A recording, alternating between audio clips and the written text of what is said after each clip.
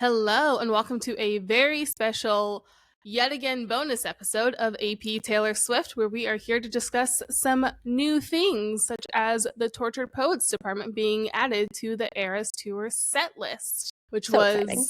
Very exciting. So we are here just to chat about that, what we thought about it, what our reactions were from all of the great details we could see from grainy live streams during my work day, depending on your time zone. I don't know what it was for everyone There else. was productivity around the world tanked precipitously during that when the Eras Tour started back up. Like, that was incredible to see. Yeah. It was the live stream I was watching. I think at one point they were like, yeah, there's like 150,000 people streaming that individual live stream alone. I've seen so many posts about how, like, watched a pixelated, grainy version and my life has been changed forever. Jen, you and I were talking about this earlier. Like, we're all marketers here. Why is Taylor Nation not doing their own live stream and just selling ad space? The impressions on that, they could sell that for so much money, and it's not going to eat into ticket sales at all because the tickets are sold out. It's the last thing, like, on the internet that is untouched by capitalism, truly.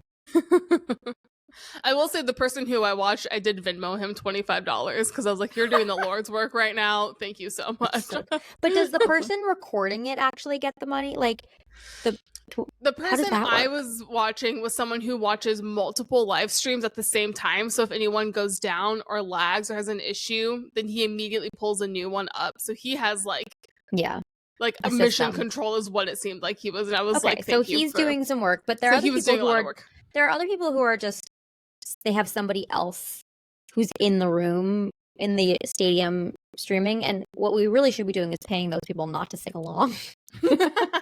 And I'm also thinking, I'm like, Jen, have you just funded piracy? Like, are you anyway, not the point of today's topic.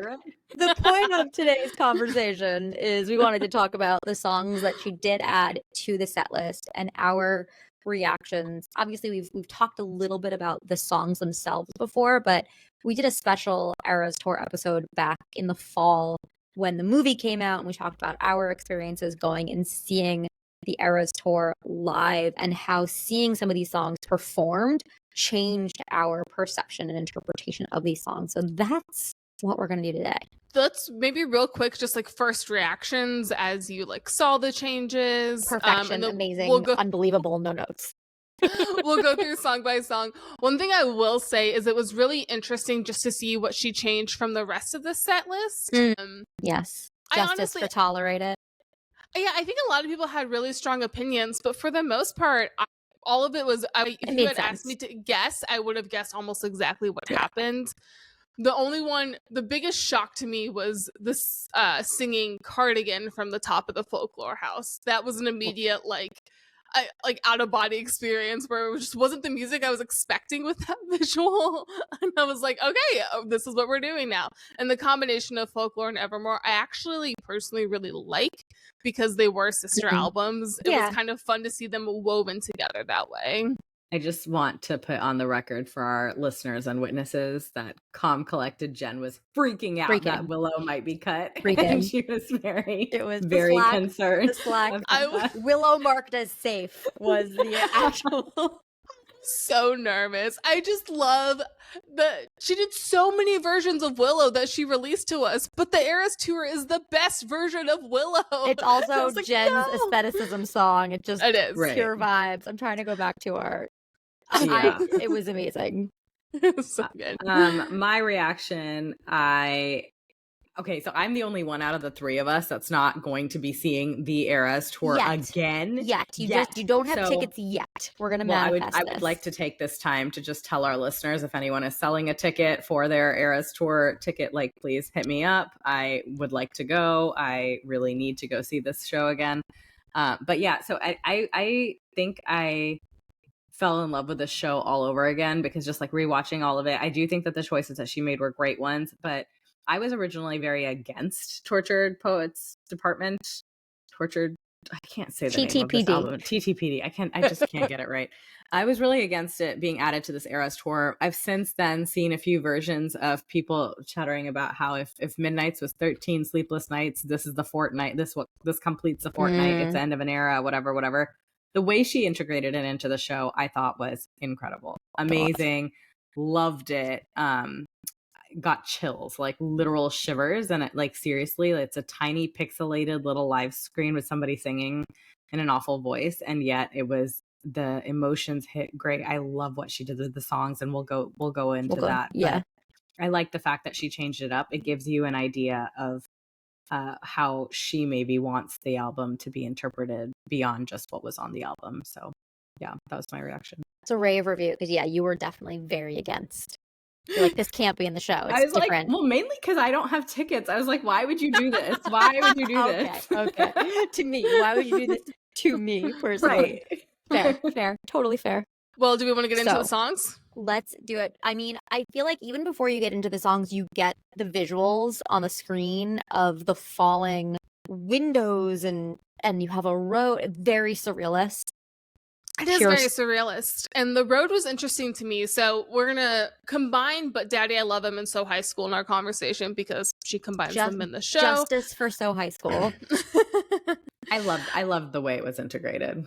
It was a fun little mashup, but the road was really interesting because it is that transition. It's the primary visual piece, and then it comes down onto the stage. And I was immediately pulled back to, we have so many references to small towns in other songs. And White Horse, something about this one horse town or this small town, and you get those things, and then you even get in Death by a Thousand Cuts the idea of traffic lights. And so this idea of this road was just really interesting to me as our primary entry into the Tortured Poets department, because it's a very small town. It's moving forward, but I felt like the Tortured Poets department was not really a moving on album. It was kind of a sitting in the moment album until we get to the manuscript, as when you kind of that sign off. So I thought that road was just a fascinating visual to start this entire era. I think the album is a journey. It's an emotional journey, and that road on the stage takes you on this journey. Yeah, and I actually, in some of the visuals overall, I've caught references to past eras in it. And we talk about how just like in the show in general, like, or maybe we will talk about this or not, but like the dresses have changed colors. She's doing things where she's like crossing lines that she had previously drawn very rigidly. And I just wonder like how much of this album was she like intentionally trying to tie to past eras to like, I don't know, close the loop, come full circle to like, I don't know. To clarify, because I think this was a conversation we had offline where previously her costumes, the colors aligned kind of for most part, to the era that she was in. So for example, the Lover bodysuits were all in those pastels, except or pinks. And now in Paris, she debuted this like reddy orange. So that's very different for the Lover era. So her color schemes are now shifting a little bit, blurring the lines. And I think it makes sense because both Midnights and TTPD, she's been re-recording and revisiting all these old eras in her old music. So I think it makes a lot of sense that lyrically, visually, musically, you would have these references come back. And this is a tour that's all about it's an accumulation of her entire career thus far. But also TTPD feels like one of those albums that she's told us she was planning it for a long time. And it feels like even though that maybe she's written songs about things that were going on in her life more recently, it does feel like the way that she is visually showing that in this concert that goes through all of her past eras. It's like she's almost wanting us to think like she's trying to throw us some throwbacks. Well, let's talk about some of those in But Daddy, I Love Him, because I think we see a lot of those there. We've got the country single Roads. Well, and I think the music there goes to her country roots. So there's some country twang in that song as well. Yeah, that's what I was going to say, because there's also the whole church scene with the stained glass. And then in So High School, the church, what were basically the pews in the church become the bleachers for the high school, which is cool. Very much a throwback. Also to sing So High School, at the beginning of Fearless, in the Eras Tour, she often, not at the beginning, I think before one of the songs, she says something about let's go back to high school together. It's this kind of this reference of this throwback, but it even stylistically, like the sound of the song is a throwback to how she used to make music, which I thought was really fun. And we kind of get all of that woven in together. But yeah, you get this very Southern, like church, small town feeling in it, which is very country. Very country, very early Taylor, and then high school. Almost, okay, so it's interesting. So you get like debut Taylor a little bit in But Daddy, I Love Him. Then you get a little bit of Fearless Taylor in So High School, and those that, you know, bleachers, you know, she's cheer captain and I'm on the bleachers. Look, here she is on the bleachers, but she's cheering for and her boyfriend. The song So High School is also kind of like a nostalgic song, but the way she did it, it was so fun. It was like high energy, fun, and it made me think of Fearless Taylor. Like it made me think of like a younger version of her. For sure. And it's also, I would love to hear the whole song in the show. I know why she doesn't do the whole show song. I get it, but it's so short. But it's also a huge juxtaposition then between So High School and the next one, which may be I have two favorites. Who's Afraid of Little Old Me? That is where my jaw dropped. Okay, so I want to talk about what was happening. I didn't see it. I watched 2 live streams. The second one is when I saw what's happening in the background of Who's Afraid of Little Old Me. There's so much on stage, but what's happening on that screen, it's this like fancy old mansion, and you just see the outline in this upper window. And I don't know if it's even looks like or anything, but it just made me think of the Rhode Island mansion and the way that we know throughout the Reputation era, there was this kind of hiding away, this princess locked in the tower. But then the whole pivot of the song is this isn't a princess who needs rescuing. You need rescuing from this princess is what it felt to me is the pivot that's happening there. That mansion to me was very Mrs. Havisham. Great Expectations. I was waiting for Jen to bring up the Bronte sisters. No, that's Dickens. That's Dickens. But it's all very gothic. Sorry. Jane Eyre. I was thinking of Jane Eyre. Yeah, sorry. I was thinking of Jane Eyre as well. Same vibes. Yeah, same vibes. Locked in an attic. Locked in an attic. Very gothic women. Exactly. Locked in an attic. Yeah. The part of, I mean, I first of all love that song, and I think it lends itself so well to screaming it in a stadium. The part that I kind of that like really made me think, so here's a song, so it's interesting, she's got a lot of songs on TTPD that criticize critics or her fans. So But Daddy, I Love Him is a criticism of some of her fans, the Sarahs and Hannahs clutching their pearls. Who's Afraid of Little Old Me is also, you know, talking to fans, critics, saying like, you did this to me, like you created this. And that platform that she levitates on appears to be mirrored around it. So if you are standing in the audience looking at her, you're seeing your own reflection. Who's afraid of little old me? You should be. And you are watching her and then also watching yourself. And that is incredible. The first You Should Be gave me goosebumps. So many chills. It was so good. I mean, just like the timing of it, the way that she did it, I loved that she had that platform and the dress billowing, and like no matter how many times you like rewatch that, like really like talk about putting gravitas in a moment, like it was incredible.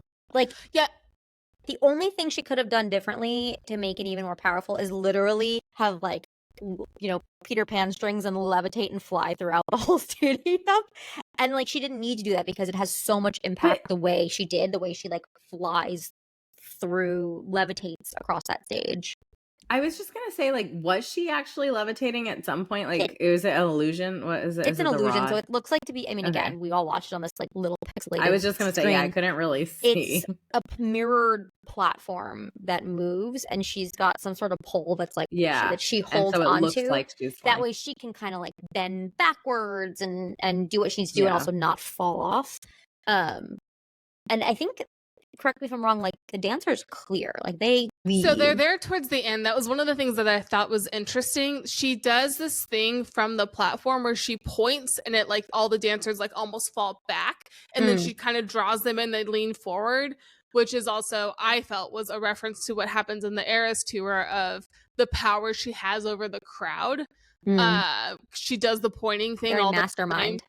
Very mastermind, but in the context of the song, it's almost like there's too much power, put narcotics in all my songs, but they stay kind of far away, but they're still there, but she's like exerting that control over them.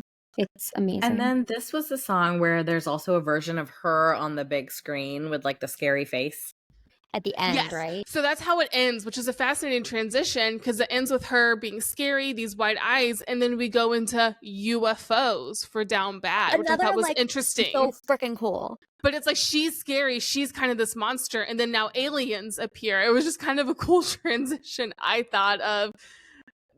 And that one, she's kind of the bad guy, and then we move into a song where there's a scary creature and she's the victim. We immediately flip it. There's no, like, the team that does the visuals and the staging and the lights needs to win an award. I don't know what award I agree there is for this, but like, the Tonys are coming up for Broadway show, and I'm like, it's theatrical, but like on a much bigger scale, and it is absolutely incredible.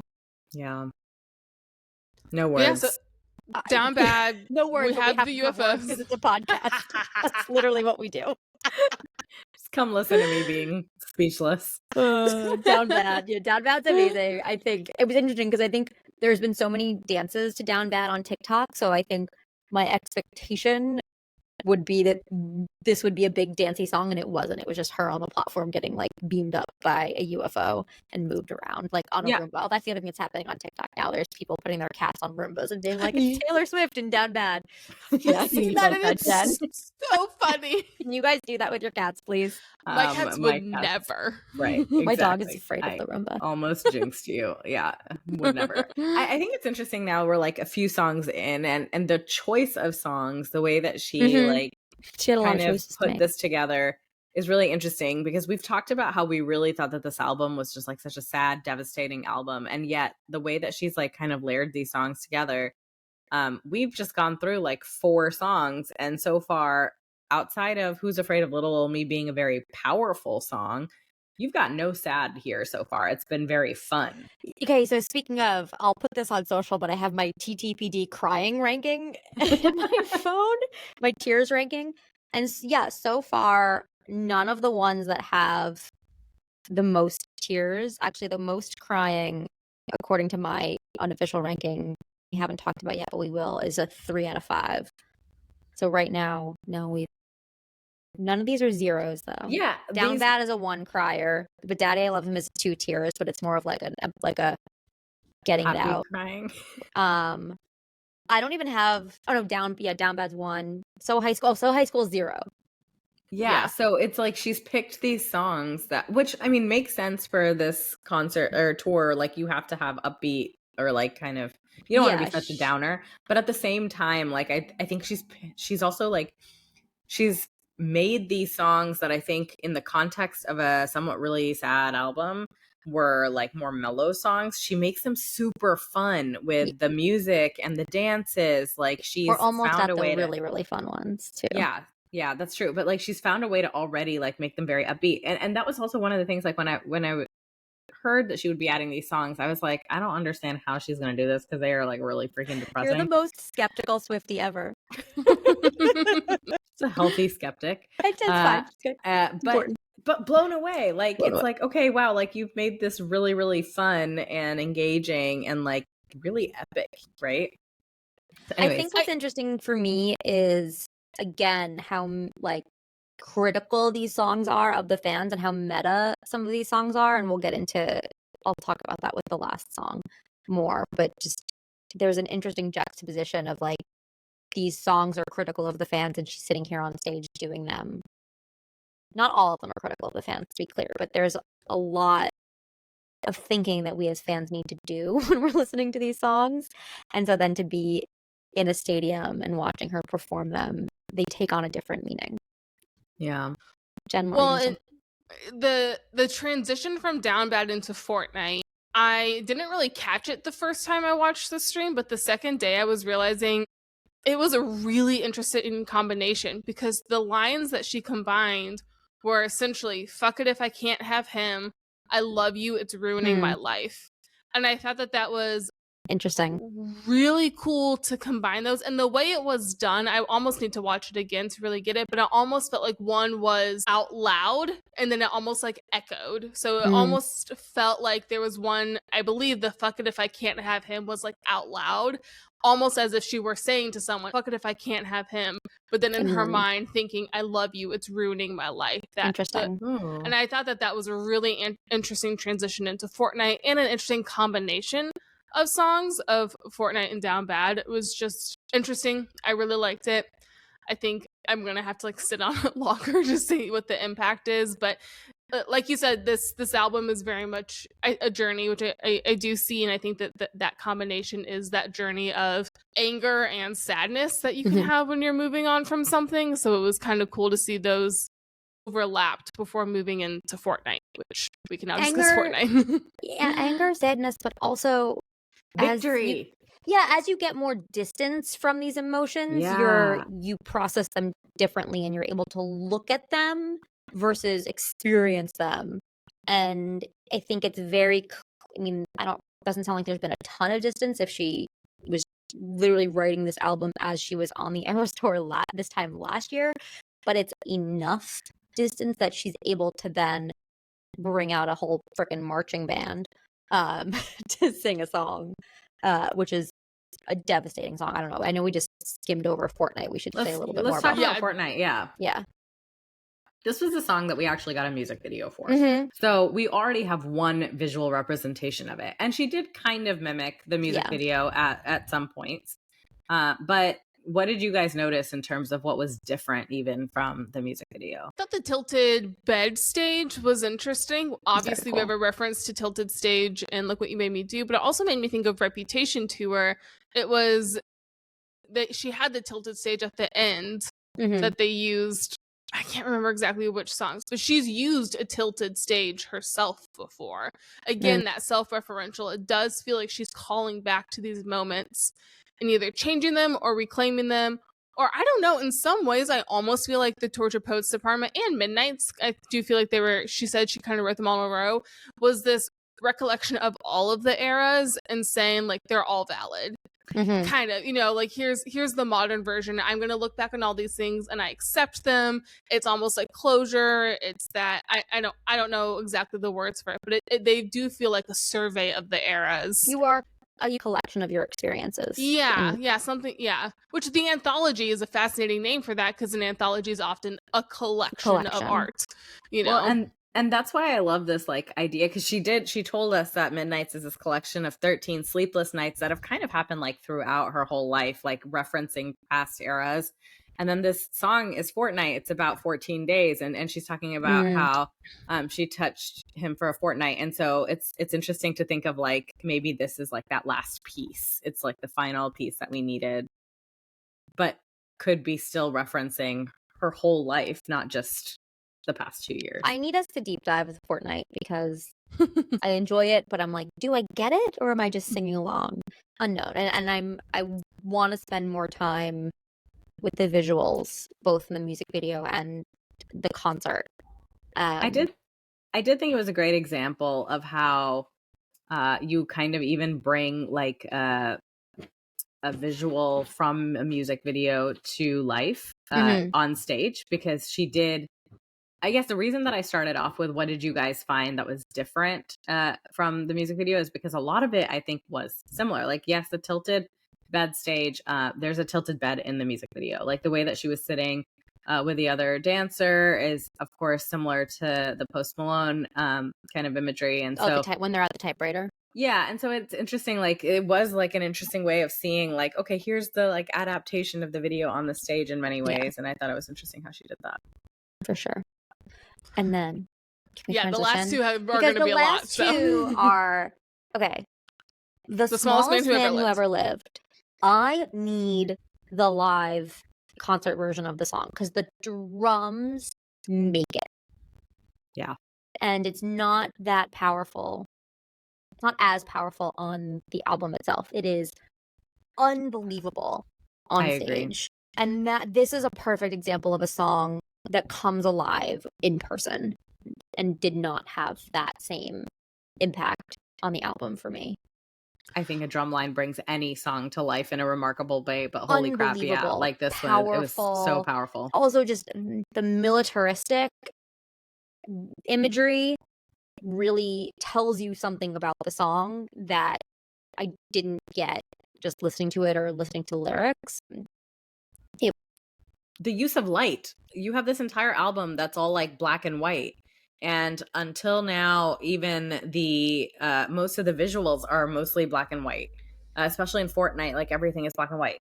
And her dress is black and white and everything's black and white. And then all of a sudden you have this red light that comes down as she's like being shot down. I think I missed the red light. There's a moment, a red light, and then she kind of goes down. It's like that. I think is it while the white flag is waving in the back? Yeah, there's a white flag waving in the background.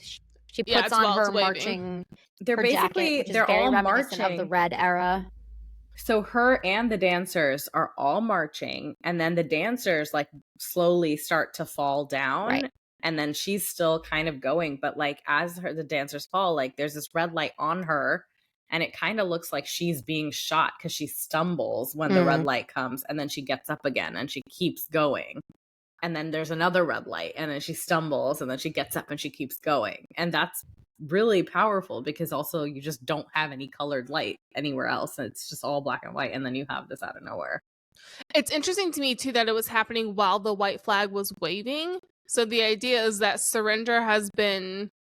You've already surrendered. Claimed. You've surrendered, and yet the shots are still coming. Still being fired. You're still taking damage, people are going down. Yeah. Even though you're waving the white flag.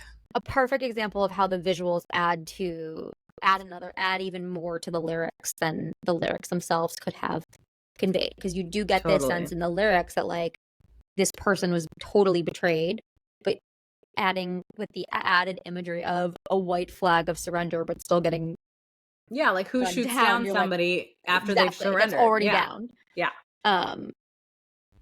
This can't wait to see it. Well, and then so she's shot, she's down, and then have this whole the best scene before we go into I Can Do It With a Broken Heart. That scene, this is Taylor at her theater kid best. Probably actually all of Tortured Poets section is, and she did call it Female Rage the Musical, which I felt so seen. Like, I knew she was a theater kid. She just gave us a musical. I can't wait. I just saw Hell's Kitchen, which is the Alicia Keys musical, and I'm like, the whole time, I mean, it's amazing. People should go see it. But I was also like, okay, the Taylor Swift musical is also going to be amazing. And here she gave us Female Rage the Musical, and this little interstitial where her dancers are the ones that physically have to pick her up off the floor and carry her as if to, and then dress her, like undress her and redress her as if to say, you've been shot down. You can't function, and yet you have to go function. I also loved the way she did all of that with the clear reference to the message of Clara Bow. Which I just have to pack up, Jen, because your note for I Can Do It With a Broken Heart is just the fucking intro. So we can't stop talking about the intro without saying what your note on the intro was, which is the fucking intro. Because it's this Clara Bow thing that was really getting to me, of the whole song of Clara Bow. And we get this with the references, just the music is kind of old-timey. It has the script on the screen is a silent film-esque, which is Clara Bow. But the whole message, in my opinion, of Clara Bow is the idea of women in fame are whatever is new, whatever is shiny will be worshipped. There's something about like, this is the God we're worshiping now. And then you move on to the next one. You move on to the next one. And so the idea of holding on to success, of being able to do what you love, you have to go through kind of insane things. You have to deal with these expectations. And so I loved that she did this intro in the same way of, you could take her out, you could put in Clara Bow, you could put in Stevie Nicks, you could put in any famous woman. Female. And and it's basically, I just went through war, and guess what? If I recall correctly, I think it's her male dancers too who are doing it, that they're propping her up, putting her shoes on. She has to like undress in front of them. It's all very meticulously put together. Yep. Mm-hmm. They're positioning her She's a puppet. body. She's a puppet. Can we talk about the costume for a second? Because we keep talking about it like self-referential. I caught like the circus ringmaster outfit vibes from Red. Like that outfit, it was in gold. We've seen it before. Like we've seen it. Oh, the Clara Bow jacket? The jacket that she's wearing. Oh, I saw the jacket I thought more of the jacket in The Smallest Man Who Ever Lived, where she's doing the marching. Like that to me felt more like the Red marching band era. But they're that both. one reminded me of You Belong With Me, the music video. Yeah, that's true. Yes, okay, I agree. that's what I'm was kind of thinking, and I don't know if that's just with the marching band. Okay, so if we're talking about the costumes in I Can Do It With a Broken Heart, I would like to bring it to my favorite topic, which is, again, musicals. Taylor Swift told us. To me, the costumes and the choreography all came back to A Chorus Line. A Chorus Line is a 1975 musical about the personalities and the backgrounds of the performers who are auditioning for this chorus line. The whole first song of A Chorus Line is I Hope I Get It. It reveals the performers' anxieties as they are performing. It's their inner monologue.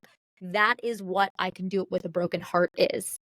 It is her inner monologue while she's performing. And here the dancers, so in the last song in A Chorus Line is one, and they're in gold leotards and jackets, and I think they have top hats as well. So like to me, that, and I know it's also old Hollywood, they've got the fans, which is like the Follies girl, so there's it's a combination of all of it, right? She's not referencing any one thing, sure, but immediately to together, me that I saw parallels to A Chorus Line and just the inner monologue, and like here's what the people are, who they are and what their histories are and what they're bringing to the stage, even though all you see is the glitter and the glam and the feathers and the top hats. That we knew this song was going to be, like, if she was going to bring any song to the tour, it was going to be this one because it is the most upbeat, but she did it in such an incredible way. And I mean, yeah, I guess like I thought I didn't catch that. I didn't know that reference. For me, it was like, it reminded me of, it kind of reminded me, Britney Spears' Circus song also is a similar meaning of just like all eyes on me in the center of the ring, just like a circus. Great point. And this idea that she could do it with a broken heart. She was performing at the whim of others and is a puppet and doesn't really like, it doesn't matter what she's got going on inside. Yeah, like she could be like dead inside. Like it doesn't matter. Like she's got to perform. The show must go on. And so I had this idea of like the circus where you're just, I think that's a great putting on a show reference of another female artist who was just told to go perform and go act and go do. Yeah. Regardless of what she was actually feeling and experiencing. We talked about this a little bit offline of just like the guilt or like the voyeuristic feeling of watching this song. It's very people meta. were screaming more when she's saying more, and I genuinely, when I see it in November, I think I'm just gonna be whispering like, "I'm sorry, I'm only so if you want sorry. to, only if you feel okay." Which I don't know that like it's talk about self-referential, talk about meta. Like I don't think she wants us to feel guilty because that's not. She made it fun. I mean, just like the other songs, she made it fun. It was a very powerfully depressing song, but she was like, I mean, obviously having the big smile is like part of the act, but she did make it fun. It looks like when she's performing it, fun. It looks like she's having fun. Like she's having fun, which is the song. She was having fun last year too, right? Yes, but no matter how much fun she was having on stage, like watching that, my heart was like in my stomach. It was such a stinking feeling. She didn't have to include it in the Eras tour, so I do have a like. I can enjoy this because she chose to do it, but it is uncomfortable to want to scream along with that song. But at the same time, it's got 2.5 tears on my out of 5. It's the only song on the album, interestingly enough, I have actually shed a tear to. This is also one of those where like the more and more I also rewatch the videos because there's been clips circulating, it feels like you go on that whole journey of grief. Like when I first heard the song, it was like very, very sad. and then you get like, you kind of like go through the different various stages, and I can't help but feel really proud of her also. When you watch it visually, you're like, man, this is a significant moment. Like it feels like a real like reclaiming, and I think similar to when she does Who's Afraid of Little Ol' Me, very powerful moment where she's like really got a lot of energy, and like it just feels very much like she's physically reclaiming something, and so very well done. Again, there's not as much space in this album from the time she wrote it to now as there is in, say, Reputation, but I think it's similar in that, you know, Reputation had a lot of anxiety, was a very anxious and like nerve-wracking part of her life when she was writing it, but then when she's performing it, she's out of it and can reflect back, and I think we see that most clearly now in the Eras tour with Look What You Made Me Do and all the different Taylors. Like, we now understand what that means. We didn't when that album and that song came out back in 2017. We know now it's about her reclaiming and owning her masters. Seeing these songs performed on stage now, I agree with you, Monty. There is this, yes, I was broken and battered and beaten, and I did it. And I'm still doing it. And I'm here and I'm thriving. Yeah. And so yes, it's still like a little uncomfortable to dance around to, but also to your point, Jen, like she put this in the show as a reclaiming. Like, again, we go back to like, she wrote these songs about something. They mean something different when we experience them. They're our story now. Like she says, it's up for us to like do with it what we will. And it was overwhelmingly fun. It's like, it was so fun. I never thought I would say Tortured Poets Department was fun, but it was really fun. Yeah, everything you say is true, and yet I will still feel very uncomfortable dancing to that song live. Yeah, that's why some of that might be me. Well, that's why I think it was like, it felt like kind of like voyeurism, where you're like enjoying it and you're watching it, but you're kind of like, why? I think it just makes you think. I think that good art makes you think. Yeah, there's art and things that you can enjoy on the surface just for fun or just for an aesthetic experience. And this is one that you can have that like, yep, this is fun, or you can go to that next level and be like, wait a second, what she's really saying is she might be in severe pain right now, and we are here asking her to do more. So I think it's both. I think it's all of it.